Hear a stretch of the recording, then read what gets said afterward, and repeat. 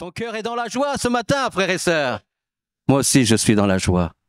Je me réjouis avec mes frères devant la présence de notre Dieu. Alors nos cœurs sont réchauffés par la louange. Et maintenant, nous allons être à l'écoute de la parole de Dieu, de ce que Dieu a mis dans mon cœur, de ce que Dieu veut déposer dans vos cœurs. Alors nous allons ouvrir la parole de Dieu dans l'évangile de notre Seigneur Jésus par Marc chapitre 10, l'évangile de notre Seigneur selon Marc chapitre 10, à partir du verset 46 jusqu'au 52. Alléluia. La parole de Dieu nous dit ceci. Ils arrivèrent à Jéricho, et lorsque Jésus en sortit, avec ses disciples et une assez grande foule, le fils de Timée, Bartimée, mendiant, aveugle, était assis au bord du chemin. Il entendit que c'était Jésus de Nazareth, et il se mit à crier, « Fils de David, Jésus, aie pitié de moi. » Plusieurs le reprenaient pour le faire taire. Mais il criait beaucoup plus fort, « Fils de David, aie pitié de moi. » Jésus s'arrêta et dit, « Appelez-le. » Ils appelèrent l'aveugle en lui disant, « Prends courage, lève-toi, il t'appelle. » L'aveugle jeta son manteau et, se levant d'un bond, vint vers Jésus. Jésus, prenant la parole, lui dit, « Que veux-tu que je te fasse, Rabboni ?» Lui dit l'aveugle, « Que je recouvre la vue. » Et Jésus lui dit, « Va, ta foi t'a sauvé. » Aussitôt, il recouvra la vue et suivit Jésus dans le chemin. Amen. Quelle merveilleuse parole. La parole de Dieu est merveilleuse. Nous dit cette merveilleuse parole que Jésus arrive avec ses disciples à Jéricho. Et à un moment donné, quand il sort de cette ville avec ses disciples et une assez grande foule, nous dit la parole de Dieu qu'il y avait un homme appelé Bartimée. Nous dit la parole de Dieu que cet homme, frères et sœurs, était mendiant, qu'il était aveugle et qu'il était assis au bord du chemin. Voyez ici, frères et sœurs, les difficultés, les problèmes, 3 situations difficiles dans la vie de cet homme. Premièrement, il était mendiant. Un homme qui mendiait, qui demandait de l'aumône, peut-être à manger, peut-être quelques pièces de sous. Il dépendait des personnes qui passaient par là pour lui donner quelque chose. Il dépendait des personnes. Et je regardais, frères et sœurs, à propos de mendiant, de ce que c'est un mendiant. Nous le savons tous que c'est un mendiant. Peut-être nous avons déjà tous, je le crois, rencontré un mendiant à un moment donné. Mais j'ai vu quelques synonymes par rapport à ce que c'est un mendiant. Eh bien, un des synonymes que j'ai trouvé, c'est que malheureux. qui veut dire qui n'est plus heureux.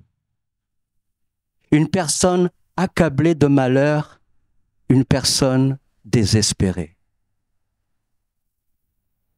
Un autre synonyme pour mendiant, miséreux, qui donne l'impression d'une grande pauvreté. Un autre synonyme pour mendiant, indigent, nettement insuffisant, faible, qui manque de choses les plus nécessaires à la vie. Et un autre synonyme, et cela, ça m'a touché quand même. Clochard, vagabond. Regardez, frères et sœurs, la situation de cet homme. Deuxièmement, la parole de Dieu nous dit que cet homme, il était aveugle. En plus, il était aveugle. Il était mendiant, mais il était aussi aveugle, qui est privé du sens de la vue, un non-voyant. Et troisièmement, la parole de Dieu nous dit que cet homme était assis au bord du chemin. Assis, écoutez bien, au bord du chemin. La parole ne nous dit pas qu'il était sur le chemin, mais il était assis au bord du chemin. Peut-être, frères et sœurs, qu'il y avait des gens qui le prenaient et ils le mettaient là, à l'entrée de la ville de Jéricho. Ils le mettaient là, ils le jetaient là dans un coin.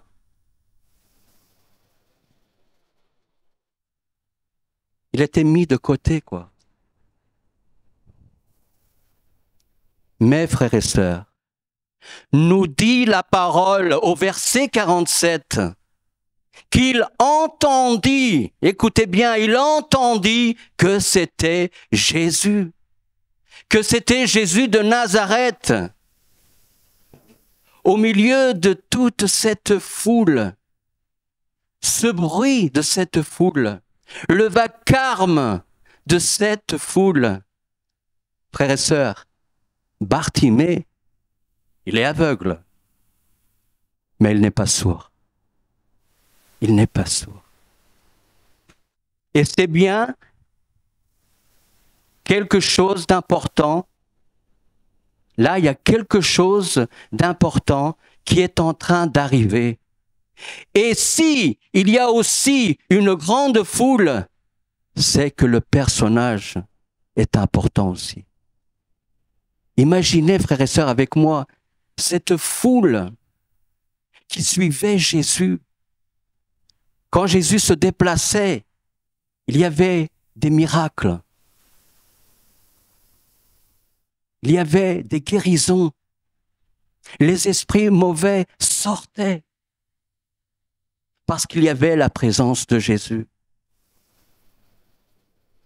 Et j'imagine cette foule, ces foules qui suivaient Jésus, ce bruit, ce vacarme.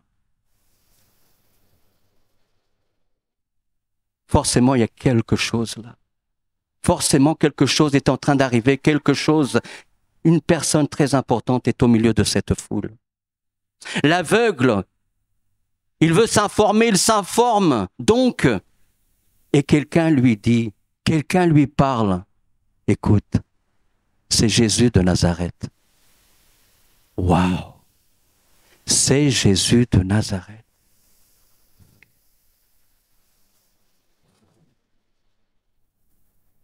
Et quand il sait, frères et sœurs, quand il sait qu'il s'agit de Jésus, quand cet homme sait qu'il s'agit de Jésus, c'est Jésus qui est là, dans cette foule, parmi cette foule.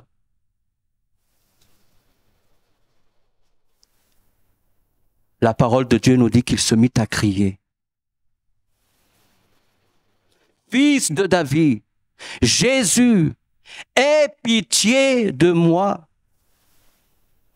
Nous voyons, frères et sœurs, et je le crois, que Bartimée, cet aveugle, il savait très bien qui était Jésus. Je ne dis pas qu'il l'avait déjà vu quelque part, non, parce qu'il était aveugle. Mais il entendit parler de Jésus, de ses miracles, de ses prodiges, de ses merveilles. Il savait qui était Jésus. Pour crier en disant « Fils de David, Jésus, aie pitié de moi », c'est parce qu'il savait qui était Jésus. Bartimée reconnaît que Jésus est de la descendance de la lignée familiale du roi David. Bartimée reconnaît que Jésus est considéré comme le roi messianique issu de David. Il savait très bien qui était Jésus. Et au verset 48, frères et sœurs, nous dit la parole que plusieurs le reprenaient pour le faire taire. Lui, il criait, il clamait à Jésus. Et dans la foule, plusieurs essayaient de le faire taire. Frères et sœurs, Bartimée dérange. Parce qu'il demande de l'aide ou parce qu'il déclare que Jésus est le fils de David. On pense que l'on essaie de le faire taire parce qu'il fait trop de bruit. Mais vous savez, frères et sœurs, il y a aussi la possibilité que certains hommes, des hommes religieux, veulent faire taire Bartimée parce que sa déclaration dérange. Rappelez-vous, frères et sœurs, les foules qui suivaient Jésus, il y avait toutes sortes de personnes. Il y avait des personnes qui suivaient Jésus parce qu'ils voulaient connaître Jésus, parce qu'ils voulaient savoir qui était Jésus. Rappelez-vous, cet homme, Zachée, nous dit la parole de Dieu qu'il voulait savoir qui était Jésus. Il avait dans son cœur, je veux savoir qui est Jésus. Et nous voyons, frères et sœurs, dans la parole de Dieu, Zachée est là au milieu de toute cette foule, parce que les foules où il y avait Jésus, où Jésus passait, les foules l'accompagnaient. C'était des choses extraordinaires. Et la foule était là, et Zachée voulait savoir qui était Jésus. Il voulait le connaître enfin. Il voulait le connaître. Mais Zachée avait un problème. La parole de Dieu nous dit qu'il était de petite taille. Imaginez cette foule devant et Zachée qui avait dans son cœur cette envie de connaître, de savoir qui était Jésus.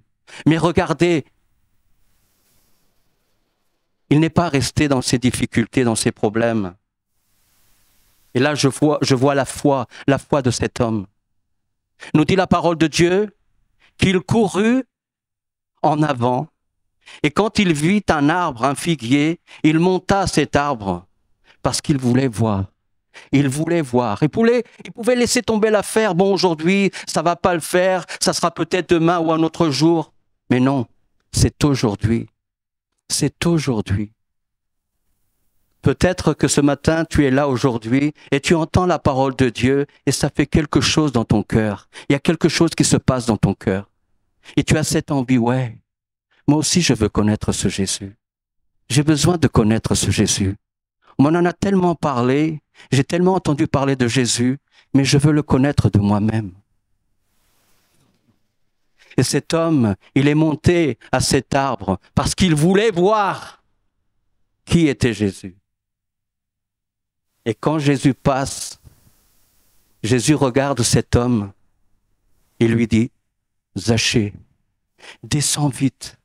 Mais descends vite, parce que aujourd'hui je vais habiter dans ta maison. » Il est descendu, oh gloire à Dieu. C'était son opportunité, il n'a rien lâché. Il nous dit la parole de Dieu qu'il a été sauvé, lui et sa maison. Alléluia. Gloire à l'Éternel. Ils essayent de le faire taire. L'ennemi de nos âmes, c'est son rôle d'essayer de faire taire les gens.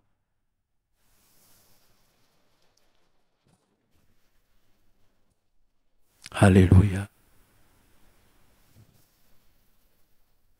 Mais le cri de cet homme, frères et sœurs, ce n'était pas n'importe quel cri. J'appelle ça, frères et sœurs, et c'est le thème de mon message, le cri de la foi. Le cri de la foi, un cri perçant, un cri puissant. Nous dit la parole de Dieu. Mais il criait beaucoup plus fort. Fils de David, aie pitié de moi. Ils essayaient de le faire taire, mais lui, il ne se tait pas. Il crie encore plus fort. Il a besoin de Jésus. Nous avons tous besoin de Jésus. Rappelez-vous, frères et sœurs, du passage où cette femme syrophénicienne, qui avait une fille à la maison, qui était tourmentée par le démon. Et quand cette femme sut que Jésus était là dans les parages, elle vient. Jésus était avec ses disciples. Et cette femme commence à crier, à implorer le Seigneur. Et elle crie, qu'à un moment donné, frères et sœurs, les disciples de Jésus n'en peuvent plus. Ils en ont marre, ils n'en peuvent plus de ces cris de cette femme. Seigneur, renvoie cette femme qui veut dire, Seigneur, fais quelque chose, fais quelque chose. On n'en peut plus de ces cris. Elle crie. Écoutez comment qu'elle crie, frères et sœurs. Aie pitié de moi, Seigneur, fils de David. Aie pitié de moi, Seigneur, fils de David. À cause de sa foi, à cause de la persévérance de cette femme, à cause de son cri bouleversant, pénétrant, puissant, ça dérange. Mais ça ne dérange pas le Seigneur. Peut-être, frères et sœurs, peut-être mon ami qui est ici, peut-être la première fois, dans ta vie, tu as eu aussi des moments où tu as crié, ou que tu n'en pouvais plus. Tu n'en pouvais plus. Et tu as commencé à crier. Et je te le dis, ce cri, le Seigneur entend. Le Seigneur entend.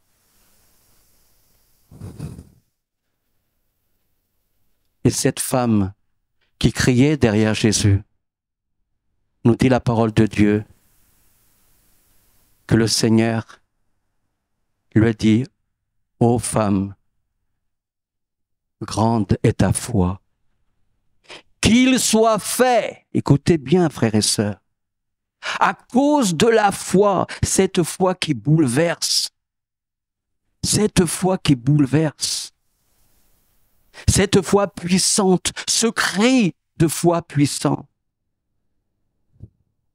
Il est tellement puissant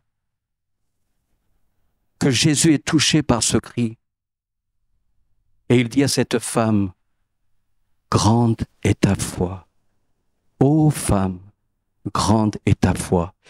Qu'il soit fait selon ton désir. Qu'il soit fait comme tu le veux. Et nous dit la parole de Dieu que instantanément, sur le coup, la fille qui était à la maison fut libérée du démon. A été complètement libérée. Regardez ce que la foi produit, frères et sœurs. Alléluia. Et écoutez, frères et sœurs, ce cri est tellement puissant, tellement perçant, que Jésus s'arrête et dit, Jésus s'arrête. Hein? Imaginez, Jésus s'arrête au cri de ce pauvre, de ce mendiant, de cet aveugle qui était là assis au bord du chemin. Jésus s'arrêta et dit, appelez-le, appelez-le. Le cri de Bartimée n'est pas un cri de désespoir, mais plutôt un cri de foi, un cri tellement puissant qui fait arrêter Jésus. Un tel cri de foi ne peut rester insensible aux oreilles de Jésus. La parole de Dieu nous dit, au psaume 34, verset 6, nous dit ceci, « Quand le malheureux crie, l'Éternel entend et il le sauve de toutes ses détresses. » Quand le malheureux crie, l'Éternel entend et le délivre de toutes ses souffrances. Oh, gloire à l'Éternel.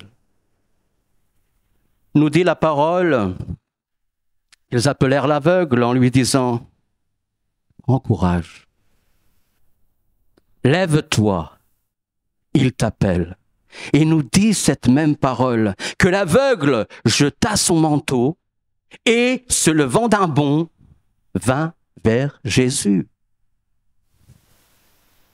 Ici, frères et sœurs, si vous avez bien écouté ce message, nous voyons deux catégories de personnes dans cette foule.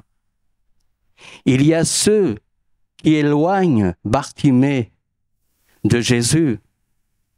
Il y a ceux qui le rapprochent. Frères et sœurs, nous sommes disciples de Jésus. Tu es un disciple de Jésus. Nous avons le devoir de rapprocher, d'amener les gens qui sont spirituellement aveugles vers Jésus.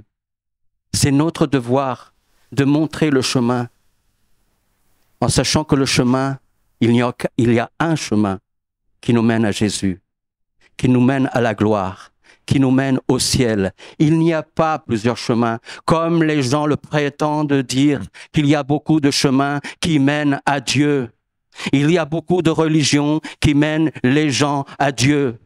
Mais je te dis ce matin, c'est faux, parce que la parole de Dieu est la vérité. Et la parole de Dieu, elle dit que Jésus dit à ses disciples, « Je suis le chemin, je suis la vérité et je suis la vie.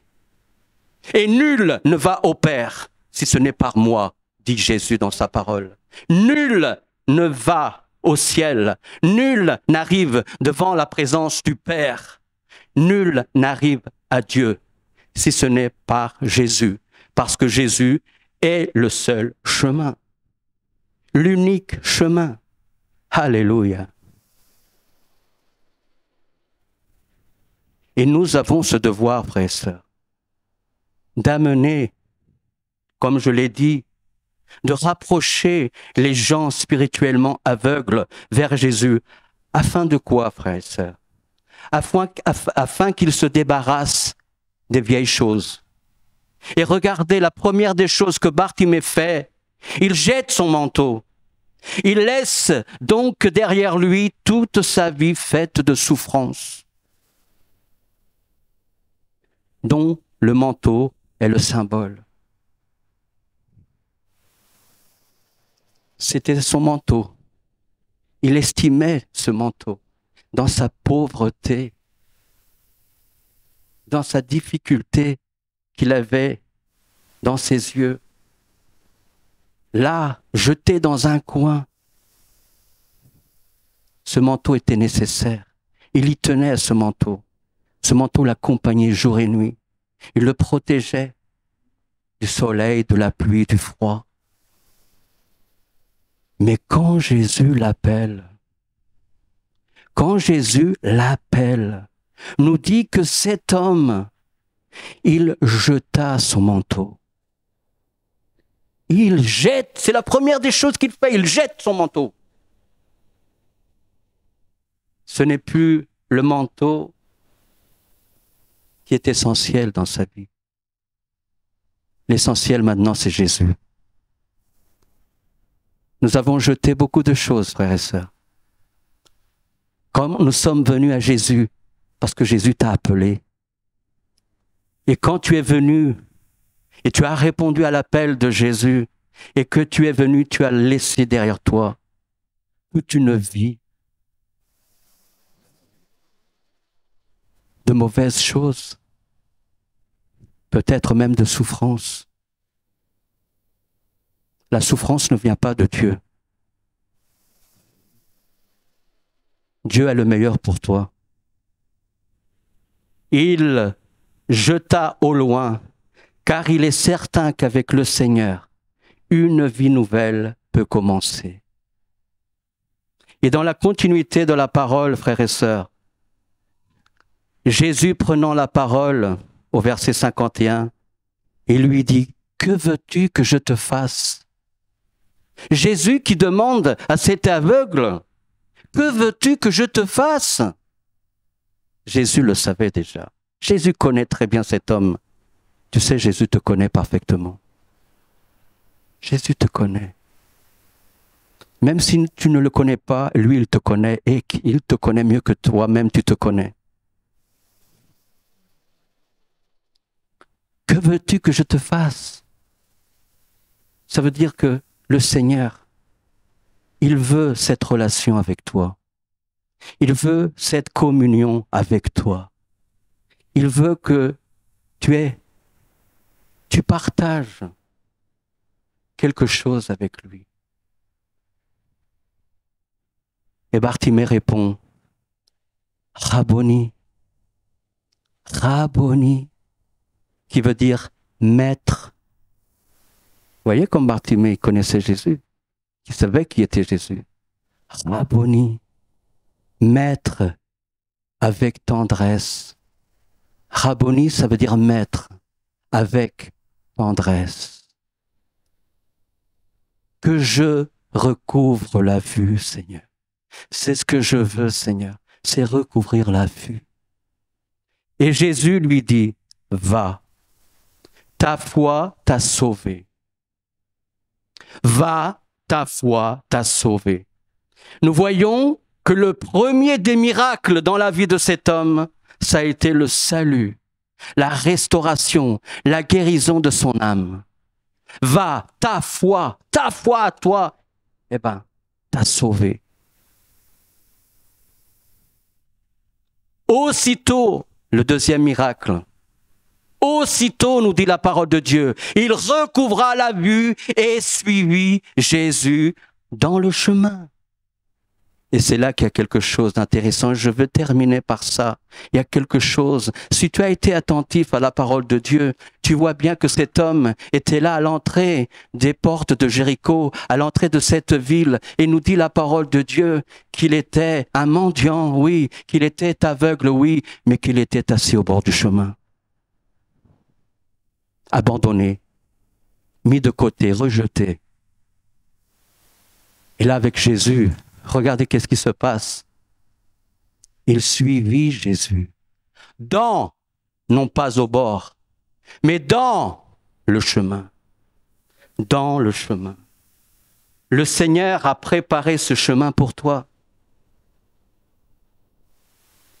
Et ce que je veux ce matin, de la part du Seigneur, comme le Seigneur a appelé cet homme, moi aussi je veux faire l'appel à plusieurs qui sont ici. Je ne connais pas ta vie. Je ne sais pas ce que tu as besoin, mais le Seigneur te connaît très bien. Le Seigneur sait dont ce que tu as besoin. Et je veux faire cet appel. Si cette parole t'a touché, si un beau jour tu t'es dit, parce que peut-être quelqu'un t'en a déjà parlé du Seigneur, tu as déjà entendu comme cet homme, tu as déjà entendu parler du Seigneur, mais tu n'as jamais fait le pas. Tu es resté dans ton coin. Mais le Seigneur, il ne veut pas que tu restes dans ton coin. Le Seigneur ne veut pas que tu sois au bord du chemin.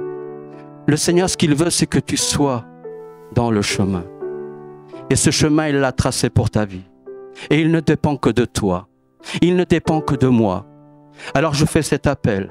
Si cette parole t'a touché ce matin, je veux prier pour toi. L'Église va prier pour toi. Et l'appel que je fais ce matin, veux-tu recevoir Jésus dans ton cœur ?